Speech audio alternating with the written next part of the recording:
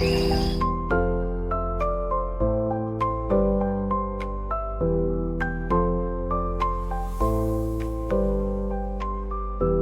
hurry! The monk said he meditates here every morning. But Siddhartha, shouldn't we let the Buddha finish his piece first? Look, even the river waits for the right time to flow.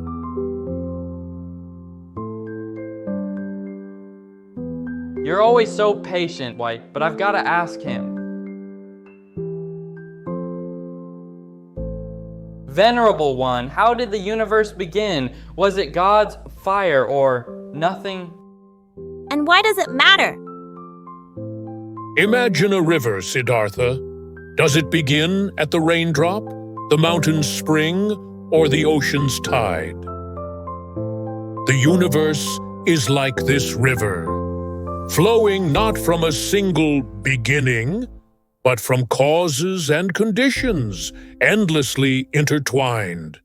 To ask how it began is to cling to the pebble, not see the current.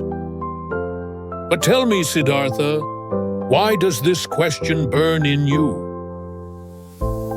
I want to know what's true. And what if the truth isn't a single answer, but how we let go of needing one? This lotus grows from mud, yet it does not cling to the mud. Similarly, the mind can rise above questions that trap it. The cosmos is not a riddle to solve, but a mirror reflecting your clinging.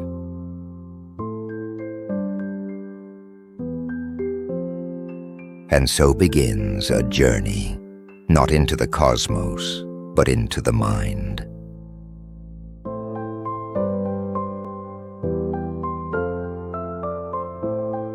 Siddhartha, Geeta, this river is like the 5 aggregates of clinging. Your body is the water, ever-changing.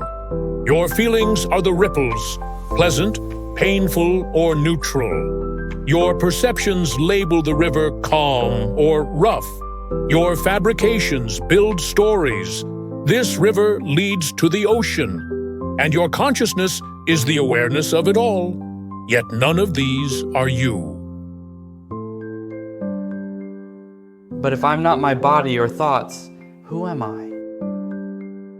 Maybe we're like the river, flowing, not fixed.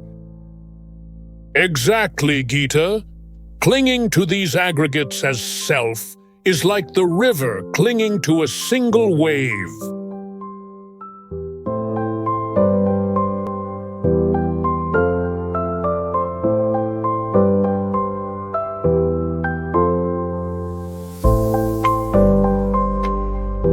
Clinging takes 4 forms, like chains binding the mind. First view clinging, debating how the universe began while ignoring suffering. Second, self-clinging, believing I am this body, this name, this story. Third, habit, clinging, repeating actions blindly, like a ox circling a well. Fourth, sensuality clinging, chasing pleasures that fade like sunset colors.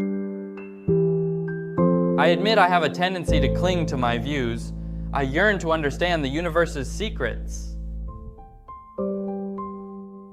I cling to habits. Every morning, I must feed the temple birds or I feel lost. And is that habit skillful, Geeta? Yes, it is, until I forget why I do it.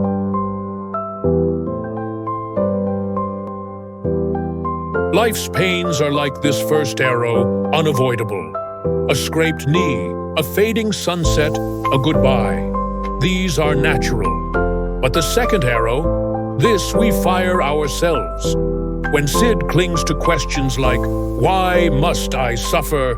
Or Geeta fears breaking her rituals, the mind pierces itself anew. Clinging to views, habits, or even answers. This is the second arrow. It is not the wound that harms most, but the poison we pour into it. So my questions cause more suffering than the answers? But how else do I learn? If If I stop asking, won't I just stay ignorant? A farmer who digs up seeds daily to see if they've grown will never harvest rice. Ask not to possess truth, Siddhartha, but to loosen the knots of doubt. Does your question free your mind or bind it tighter, like Dev's rope trap? It's like my birds, Sid. If I cling to feeding them perfectly, I miss their song. Last monsoon, I cried for days when the storm scattered the seeds. But the birds, they just flew elsewhere. They didn't cling. So you're saying I'm less wise than a pigeon? Even pigeons understand impermanence. They do not mourn yesterday's crumbs. Tomorrow, we'll learn to see the world as a bridge, not a cage. Through mundane and transcendent right view,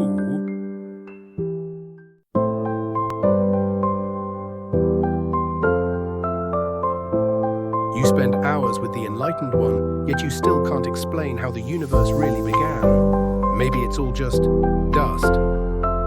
The Buddha says clinging to answers is like clutching a snake. It's not about how it began, it's about suffering. Suffering. My uncle says pain is just nerves firing. No cosmic truth needed. materialism and supernaturalism are two cliffs, Siddhartha. The middle path flows between them. But if it's just dust, why does your uncle curse when he stubs his toe? Science observes the first arrow, Dev. The second arrow, rage, blame, fear, is where suffering grows. Like this bird, its wing is broken. That's the first arrow. But if I panic and squeeze tighter, that would be the second. Truth is not a battlefield. It is a river. Observe it, learn its currents, but do not drown in its depths.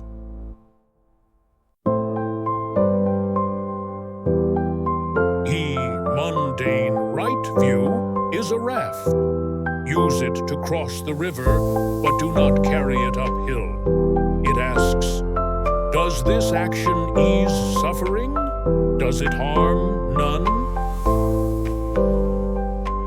Dev gave me this, but I saw him steal it from the stall. If you eat it, you're part of the theft. If you return it, Dev will rage. What's skillful here? The raft is not a rule, Siddhartha.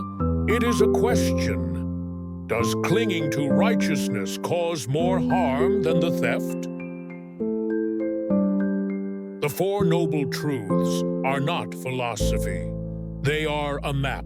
Suffering exists.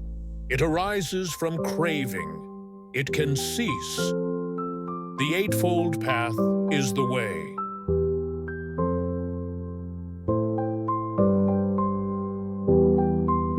Like this lotus, you are neither the mud you rise from, nor the petals you cling to. The five aggregates are a river. You can swim in it, but do not drown searching for its bottom. When you see clinging as clinging, the chains become thread, and thread can be cut. Today we learned that suffering is not in the pain, but in the grip. The second arrow we fire ourselves. Sid faced his clinging to answers, Geeta, her fear of broken rituals, and both discovered the middle path. But if the self is just a river of aggregates, who is left to let go? What happens when Sid and Geeta meet a king who clings to his throne and his own reflection?